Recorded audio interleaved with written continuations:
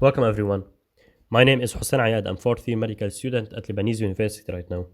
In this video, I'm gonna speak about animal histology course. It's like an intro to ideas you're gonna face during your first year at Faculty of Science.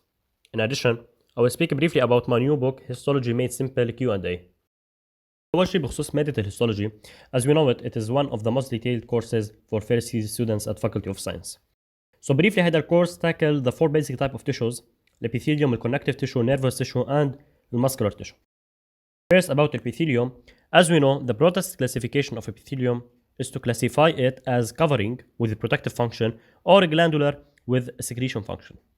هيدي the broadest classification. Concerning the covering epithelium, عندنا كمان several classification. First classification is to classify it as a number of cell layers. كم cell layer عندي.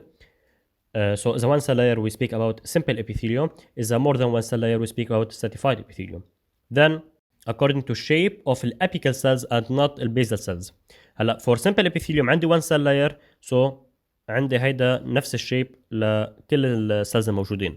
اما بالstratified epithelium, since it's made up of multiple cell layers, the shape of the basal cells بيكون مختلف عن shape of apical cells. That's why I depend on the shape of the apical cells and not the basal cells to classify هيدا الepithelium according to its shape. Thus we have squamous epithelium where cells are flattened, the cuboidal epithelium cells are cubic, and the columnar epithelium where cells are taller than they are wide. Okay, and third, according to specialization of the apical pole of the cells, either with microvilli or cilia. As we know, microvilli are finger-like projections of the plasma membrane, aiding in increasing absorptive capacity of the epithelium, while cilia are responsible for transport or movement of molecules, example mucus, over the apical surface of the epithelium.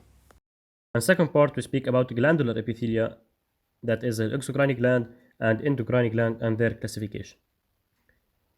Now concerning second chapter, it's about an unspecialized connective tissue, which we speak about cellular and extracellular component, including ground substance, fibrous component, and glycoprotein.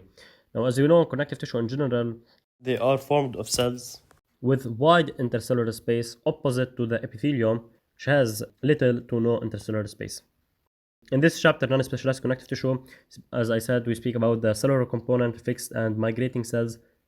Second, about the extracellular component, which is formed of ground substance, fibrous component fibers, and the glycoprotein. In addition, it speaks about the basement membrane and several examples of non-specialized connective tissue, including loose and dense, regular and irregular connective tissue. Then we start speaking about the specialized connective tissue. As we know, specialized connective tissue are first adipose tissue, second cartilage tissue, bone, and blood tissue. Concerning the adipose tissue, as definition, it is a loose connective tissue with a predominance of cells, and its cells are adipocytes, which are derived from adipoblast, that is derived from mesenchyme.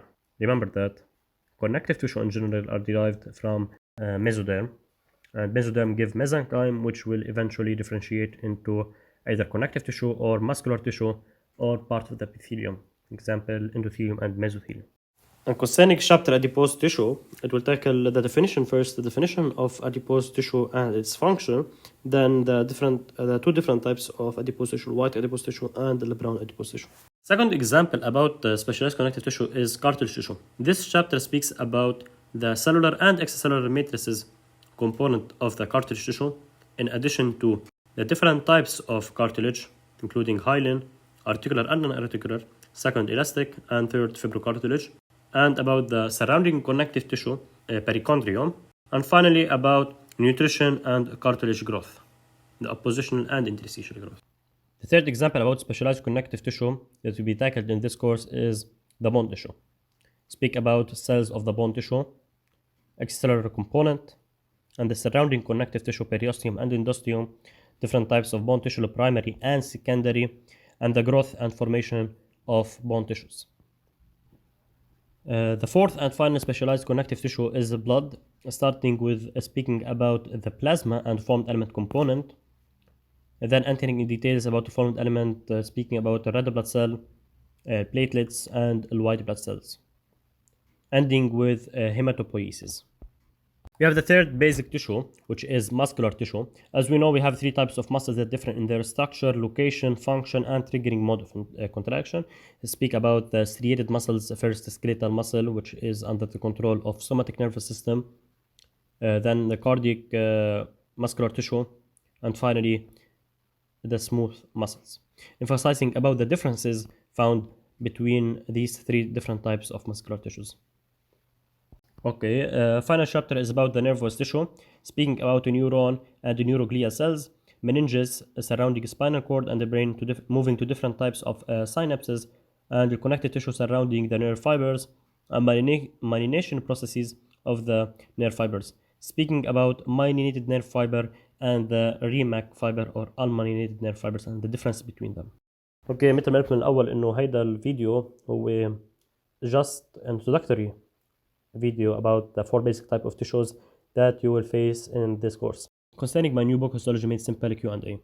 We can't deny انه طالب السنه الاولى اول مره بيطلع على الكورس عم يدرسه بيلاقي انه هيدا الكورس عن جد ديتيلد، خاصة لما بده يروح على الدورات البارشل والفاينل يحل الدورات بيلاقي انه في اشياء ديتيلد ما توقع انه تنوجد بالدورات.